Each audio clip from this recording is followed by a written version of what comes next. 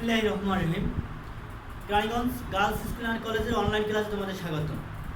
প্রিয় অষ্টম শ্রেণীর শিক্ষার্থীবৃন্দু, তোমরা সবাই কেমন আছো? নিশ্চয়ই ভালো আছো, সুস্থ আছো। আজকে আমি তোমাদের বাংলাদেশ ও বিশ্ব পরিচয়ের 14 অধ্যায় নিয়ে আলোচনা করবো। 14 অধ্যায় পার্ট 1-2 নিয়ে আলোচনা করবো। দেখো 14 অধ্যায় তোমাদের মূল শিরোনাম কি? টেকসই উন্নয়ন অভিষ্ট, অর্থাৎ এসডিজি, সাস্টেনেবল ডেভেলপমেন্ট গোলস। এটা নিয়ে আমরা আজকে আলোচনা করবো। দেখো, টেকসই উন্নয়ন অভিষ্ট বলতে কি বোঝায়, উন্নয়ন এটা কখন থেকে শুরু হয়েছে, আমি এটা নিয়ে আজকে তোমাদের বিস্তারিত ব্যাখ্যা করবো। দেখো, 1945 সালে 24শে অক্টোবর আনুষ্ঠানিকভাবে প্রতিষ্ঠা লাভ করে বিশ্বের সর্ববৃহৎ সংস্থা জাতিসংঘ। সংস্থাটি এখন 193টি দেশের প্রতিনিধিত্ব করে, যা আমাদের পৃথিবীকে শান্তিপূর্ণ রাখা এবং সকলের মিলেমিশে কাজ করার প্রয়াসে নিবেদিত। জাতিসংঘের উদ্যোগে সম্মিলিত উন্নয়ন প্রচেষ্টার প্রথম পদক্ষেপ ছিল 2000 থেকে 2015 মেয়াদে সহস্রাব্দ উন্নয়ন, এমডিজি, সহস্রাব্দ উন্নয়ন, এমডিজি, মিলেনিয়াম ডেভেলপমেন্ট গোলস। এর লক্ষ্যের মধ্যে ছিল চরম দারিদ্র, ক্ষুধা থেকে মুক্তি, সার্বজনীন প্রাথমিক শিক্ষা, সর্বক্ষেত্রে নারী পুরুষের সমতা, নারীর ক্ষমতায়ন, শিশু মৃত্যু হার কমানো, মায়ের স্বাস্থ্যের উন্নয়ন, এইচআইভি এইডস, ম্যালেরিয়া ও অন্যান্য রোগ প্রতিরোধ, টেকসই পরিবেশ নিশ্চিত করা এবং উন্নয়নের জন্য আন্তর্জাতিক অংশীদারিত্ব প্রতিষ্ঠা করা। এই ধারাবাহিকতা জাতিসংঘের 2015 সালে 25 সেপ্টেম্বর টেকসই উন্নয়ন অভিষ্ট ঘোষণা করে, যার ইংরেজি নাম হচ্ছে সাস্টেনেবল ডেভেলপমেন্ট গোল, সংক্ষেপে বলা হয় এসডিজি। এসডিজি আরেক নাম হলো আমাদের দরিদ্রির রূপান্তর, টেকসই উন্নয়ন 2030 এজেন্ডা বাস্তবায়ন করা। এর মধ্যে 17টি অভিষ্ট রয়েছে। পার্ট 1, এসডিজির বৃত্তলেখ থেকে এই অভিষ্টগুলো জানতে পারবো। আমাদের বাংলাদেশে এসডিজি অর্জনের ক্ষেত্রে প্রশংসনীয় সাফল্য অর্জন করছে। বাংলাদেশে এই যে এসডিজি অর্জনে গুরুত্বপূর্ণ সাফল্য অর্জন করেছে কে? আমাদের বাংলাদেশ। সাফল্যের ধারাবাহিকতা এখন এসডিজি অর্জনের জন্য কাজ করে যাচ্ছে। আমরা সপ্তম শ্রেণীতে এসডিজি উল্লেখযোগ্য কর্মক্ষেত্র সম্পর্কে জেনেছি। এই অধ্যায়ে আমরা বাংলাদেশের প্রেক্ষাপটে টেকসই উন্নয়ন গুরুত্ব, এসডিজি অর্জনে আমাদের কী কী করণীয়, এই সম্পর্কে আমরা বিস্তারিত জানব। বাংলাদেশের প্রেক্ষাপটে জাতিসংঘ ঘোষিত টেকসই উন্নয়নের গুরুত্ব। পার্ট 1-এ কি আছে?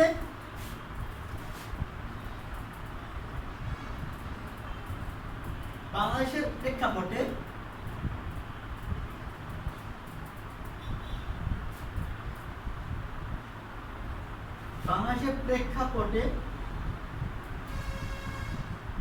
জাতিসংঘ ঘোষিত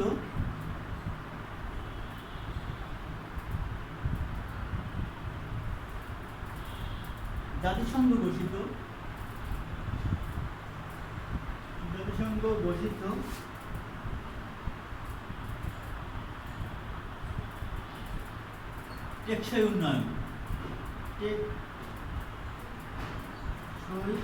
উন্নয়নের গুরুত্ব।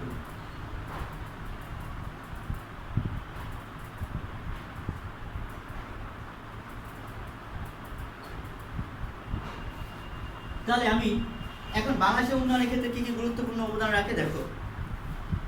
পূর্ববর্তী শ্রেণী সময়ে আমরা জাতিসংঘ ঘোষিত টেকসই উন্নয়ন অভিষ্ট সম্বন্ধে জেনেছি। এসডিজির মূল উদ্দেশ্য হলো বিশ্বের সকল দেশ থেকে দারিদ্র নির্মূল করে অর্থনৈতিক, সামাজিক, পরিবেশগত উন্নয়ন ও ভারসাম্য আনয়ন করা। জাতিসংঘের সদস্যভুক্ত দেশগুলো একটি সুখী সমৃদ্ধ পৃথিবী গড়ার প্রত্যয় নিয়ে টেকসই উন্নয়ন 17টি অভিষ্ট, 169টি লক্ষ্যমাত্রা, 230টি নির্ধারক স্থির করেছে। মূলত 2016 সাল থেকে জাতিসংঘের সদস্য দেশগুলো তাদের নিজ নিজ দেশের আর্থসামাজিক অবস্থার আলোকে টেকসই অভিষ্ট অর্জনের কাজ শুরু। 2016 সাল থেকে আন্তর্জাতিক এই যে টেকসই উন্নয়ন লক্ষ্য, যে লক্ষ্যগুলো, যে উদ্দেশ্যগুলো নিয়ে, এই উদ্দেশ্যগুলো নিয়ে কাজ শুরু করেছে। বাংলাদেশের কার্যক্রম থেকে পিছিয়ে নেই। খুব গুরুত্বের সাথেই বাংলাদেশের অংশীদারিত্বের দায়িত্ব নিয়েছে। আমাদের দেশ ইতিমধ্যে সহস্রাব্দ উন্নয়ন লক্ষ্য এমডিজি অর্জনের সক্ষমতা রয়েছে, অর্থাৎ মিলেনিয়াম ডেভেলপমেন্ট গোল অর্জনের সক্ষম হয়েছে। এমডিজি এর লক্ষ্য ছিল কয়টি? 8টি। এমডিজির লক্ষ্য ছিল 8টি।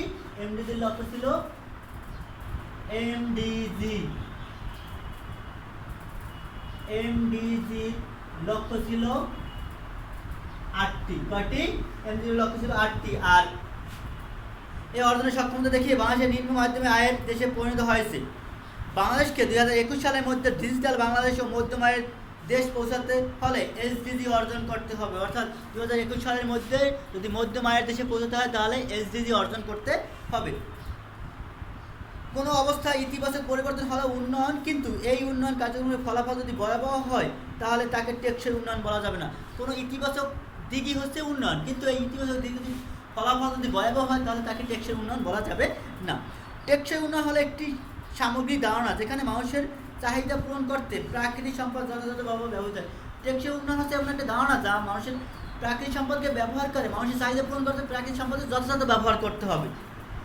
তবে নিঃশেষ হয়ে যাবে না এমন বা ক্ষতি হবে না, তবে এই সম্পদটাকে এমনভাবে ব্যবহার করতে হবে যা নিঃশেষ হবে না এবং পরিবেশের ক্ষতিও হবে না। উন্নয়নের ফলাফল বিবেচনা করে ক্ষতিকর প্রভাব প্রশমনের জন্য আগে থেকে প্রয়োজনীয় সতর্কতা অবলম্বন করতে হবে। হ্যাঁ, উন্নয়নের দিক থেকে করতে হলে কিছু ক্ষতি হতে পারে, এই ক্ষতিটা কীভাবে আবার পুষিয়ে নেওয়া যায় এই পরিকল্পনা আগে গ্রহণ করিতে হবে।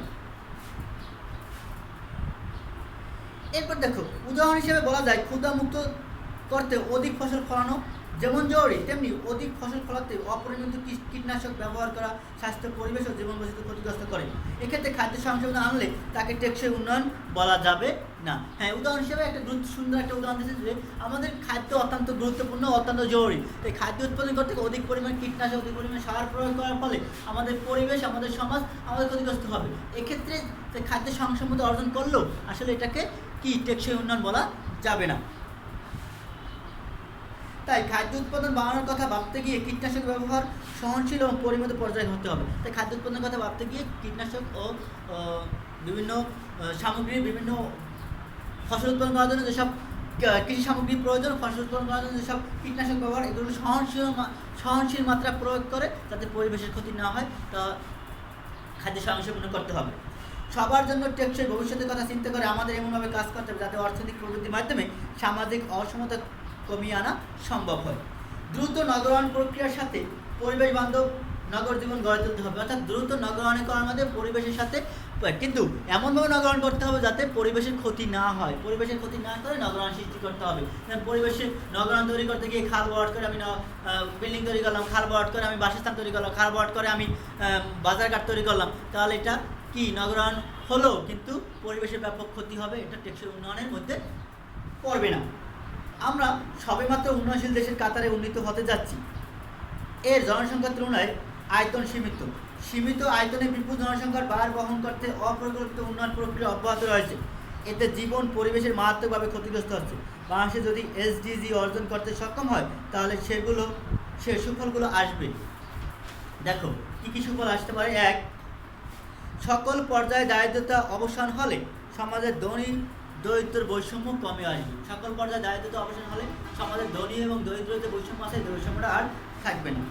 রাষ্ট্র জনগণের মৌলিক চাহিদা পূরণের নিশ্চয়তা বিধান করতে পারবে। রাষ্ট্র ও জনগণের মৌলিক চাহিদা পূরণের নিশ্চয়তা বিধান করতে পারবে। টেকসই কৃষি ব্যবস্থা বাস্তবায়িত হলে আমাদের পুষ্টির চাহিদা পূরণ হবে এবং আমরা কর্মঠ ও সুস্বাস্থ্যের অধিকারী হব। ক্ষুধা মুক্ত হয়ে দক্ষ জনসমর্থ জনশক্তিতে পরিণত হবে। গুণগত শিক্ষা নিশ্চিত হলে সকলের সচেতন হবে এবং সচেতনতা এদেশের নাগরিকদের বহুমুখী সমস্যার সমাধান করতে পারবে। অর্থাৎ গুণগত শিক্ষার মান নিশ্চিত হলে আমাদের এখানে বহু মানুষ সচেতন হবে এবং সচেতন হলে তারা সমাজের খারাপ হয়, পরিবেশের ক্ষতি হয় এমন কোনো কাজ করবে না, তারা সচেতন হবে।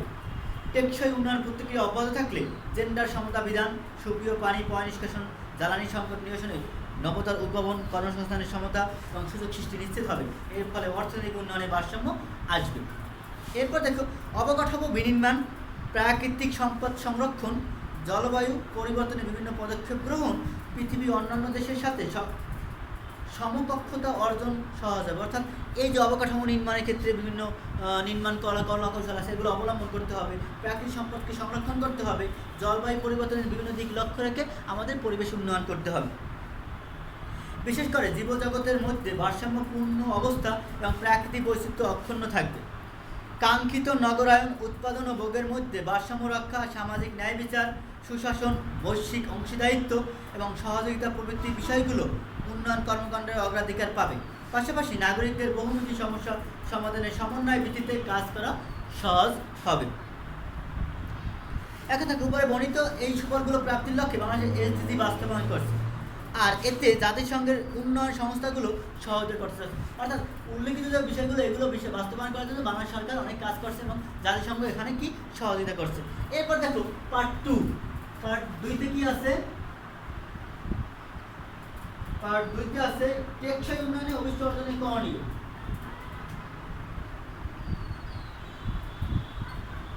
টেকসই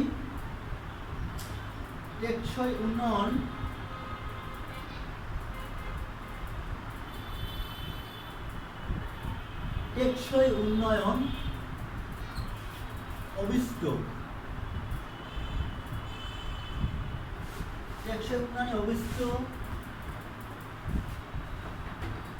অর্জনে করণীয়।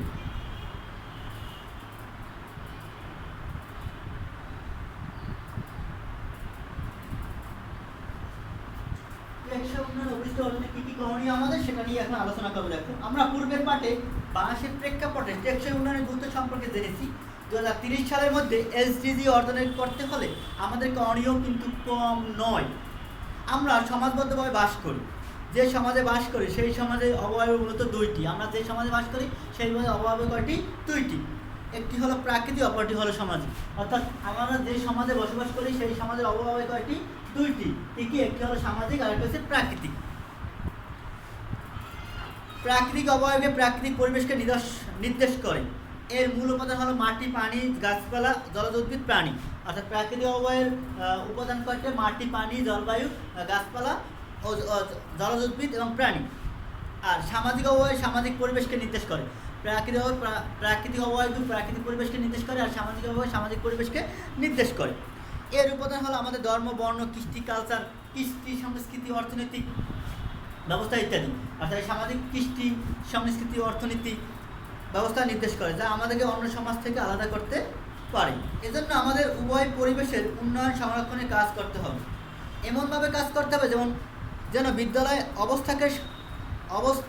অবস্থার সাথে বলছে কি পরিবেশের উন্নয়ন সংরক্ষণ কাজ করতে হবে। এমনভাবে কাজ করতে হবে যেন বিদ্যমান অবস্থাকে সাথে নিয়ে আমাদের উন্নত ব্যবস্থা গড়ে তোলা যায়।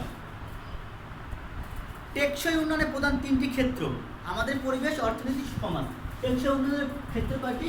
ক্ষেত্র হচ্ছে 3টি। যেমন কি? 1 নম্বরে আমাদের পরিবেশ,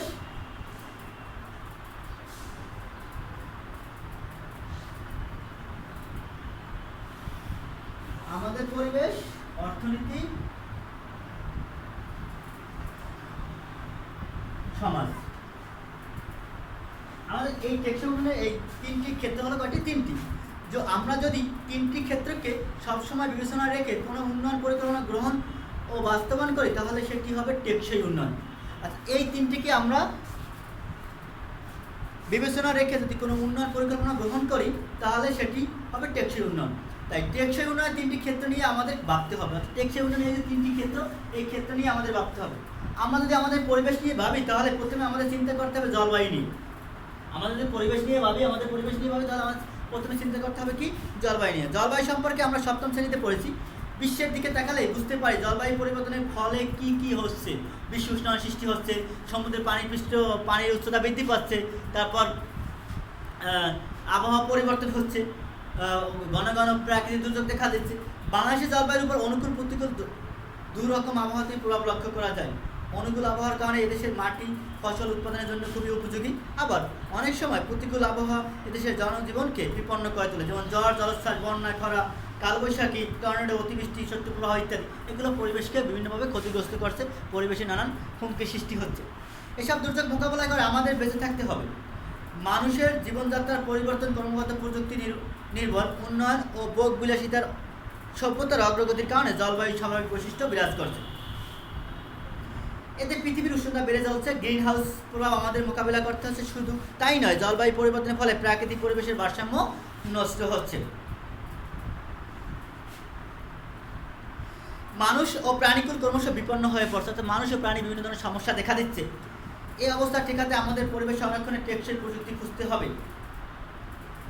তাহলে জলবায়ু পরিবর্তন হলে আমাদের এ মোকাবেলা করতে পারবো। এজন্য প্রাকৃতিক ধ্বংস করে নয়, বরং বৈশিষ্ট্য অক্ষুণ্ণ রেখে প্রাকৃতিক সামাজিক পরিবেশে গড়ে তুলতে হবে। অর্থাৎ প্রকৃতি ধ্বংস করে নয়, কে অক্ষুণ্ণ রেখে প্রাকৃতিক সামাজিক পরিবেশকে উন্নতির দিকে এগিয়ে নিয়ে যেতে হবে।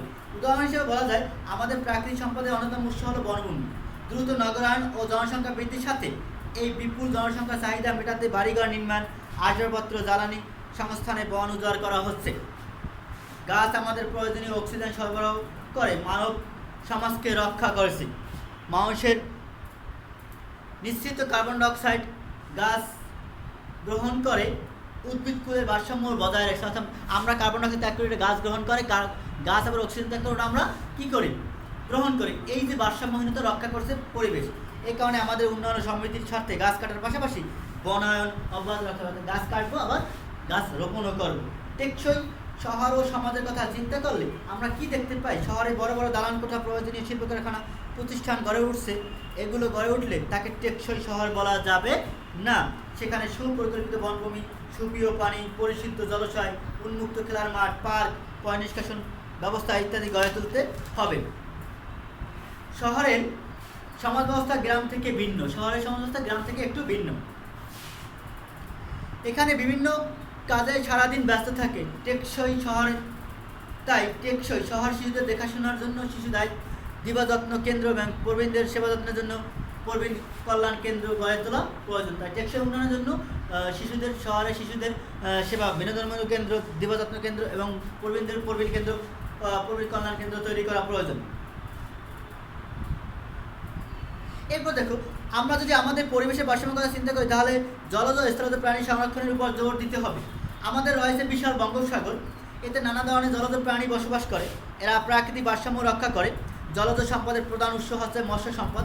আমাদের দেশে অনেক ধরনের মাছের প্রজাতির বিলুপ্তি হয়ে যাচ্ছে। আমাদের দেশে অনেক সময় অনেক মাছ ছিল, এই মাছের প্রজাতিগুলো কি বিলুপ্ত হয়ে যাচ্ছে। এই কারণে মৎস্য সম্পদ বাড়ানোর জন্য এমন কর্মসূচি গ্রহণ করতে হবে যেন আমাদের চাহিদা পূরণের পাশাপাশি তারা বিলুপ্ত হয়ে না যায়। অন্যদিকে বনজ ও গৃহপালিত পশু পাখি, স্থলজ প্রাণীজ অন্তর্ভুক্ত। আমরা যদি আমাদের প্রয়োজনে এদেরকে ক্রমাগত নিধন করি এবং বংশবৃদ্ধি সংরক্ষণ কথা না ভাবি তাহলে পৃথিবী থেকে একদিন সকল প্রাণী হারিয়ে যাবে। অর্থাৎ আমাদের এই প্রাণীকে রক্ষা করে, এই প্রাণী বংশবৃদ্ধি যদি আমরা সংরক্ষণ বা বৃদ্ধির জন্য ব্যবস্থা গ্রহণ করে না করি তাহলে একটা সময় আমাদের দেশে যে প্রাণীগুলো, যে জলজ এবং স্থলজ প্রাণীগুলো আছে, এক সময় নিঃশেষ হয়ে যাবে, এক সময় বিলীন হয়ে যাবে। আমাদের নিজেদের কারণে এদেরকে রক্ষা করতে হবে। আমাদের নিজেদের বাঁচার জন্য এদেরকে রক্ষা করতে হবে। আমাদের যে বিশাল ম্যানগ্রোভ সুন্দরবন রয়েছে তার প্রধান আকর্ষণ হল রয়্যাল বেঙ্গল টাইগার। ক্রমাগত বাঘ নিধনের ফলে সুন্দরবনের বাঘের সংখ্যা কমে যাচ্ছে। ক্রমাগত বাঘ নিধনের ফলে সুন্দরবনের বাঘের সংখ্যা কমে যাচ্ছে। বিশেষজ্ঞরা মনে করেন এটি একটি বিপজ্জনক সংকেত। আমাদের দৈনন্দিন জীবনে সাশ্রয়ী দূষণমুক্ত জ্বালানি অপরিহার্য। আমাদের দৈনন্দিন জীবনে দূষণমুক্ত জ্বালানি অপরিহার্য। জীবাশ্ম জাত জ্বালানি পরিবেশের অনেক ক্ষতি করে। এক্ষেত্রে কয়লা, তেল এর ব্যবহার উল্লেখ করা যায়। এদের ব্যাপক ব্যবহারের ফলে বৈশ্বিক উষ্ণায়ন বৃদ্ধি পাচ্ছে। এর ফলে জলবায়ু পরিবর্তন, জীববৈচিত্র্য বিলুপ্তির সম্মুখীন হচ্ছে। এজন্য আমাদের টেকসই জ্বালানি কর্মসূচি গ্রহণ করতে হবে। টেকসই জ্বালানি কর্মসূচি গ্রহণ করলে আমাদের অভিষ্টগুলো অর্জিত হবে। টেকসই জ্বালানি গ্রহণ করতে হবে, যেমন জলবায়ু শহর অর্জিত হবে। জলবায়ু শহর ও সমাজ, জলজ স্থলজ প্রাণী রক্ষা পাবে। সাশ্রয়ী মূল্যে দূষণমুক্ত জ্বালানিতে প্রাপ্তি বাংলাদেশের প্রেক্ষাপটে টেকসই উন্নয়ন প্রবাহ একটি প্রবাহ চিত্র নিচে দেওয়া হলো। এক নম্বর, গোবর, কচুরিপানা, গৃহস্থালী জ্বালানিজাত আবর্জনা কম্পোস্ট সার তৈরি করা যাবে। উপজাত হিসেবে বায়োগ্যাস তৈরি করা যাবে। জ্বালানি হিসেবে এটা রান্নার কাজে ব্যবহার করা যাবে। এভাবে আমরা সূর্য থেকে নবায়নযোগ্য সৌরশক্তি তৈরি করতে পারি যা পরিবেশের কোনো ক্ষতি করে না। তাহলে আমরা এখানে দেখো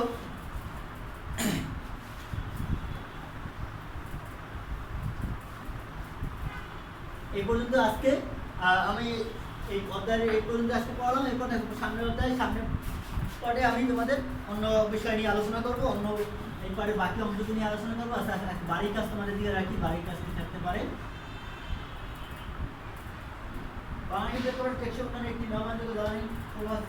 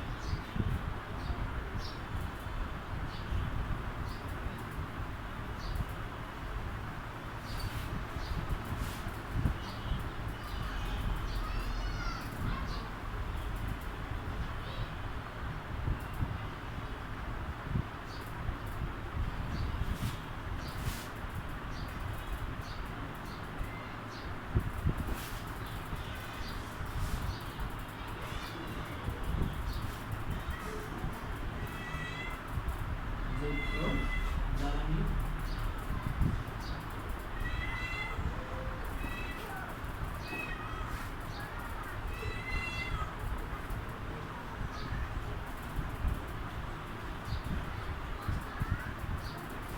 এই তিনটে কোশ্চেন তোমাদের বাড়িতে করবা, তোমার বাসায় এই তিনটে কোশ্চেন সমাধান করে রাখবে। তোমরা সবাই ভালো থাকো, সুস্থ থাকো, আর পড়াশোনা করবা ইনশাল্লাহ। তোমরা সবাই ভালো রেজাল্ট করবে এই কামনায় আমি আজকে শেষ করলাম। আল্লাহ হাফেজ।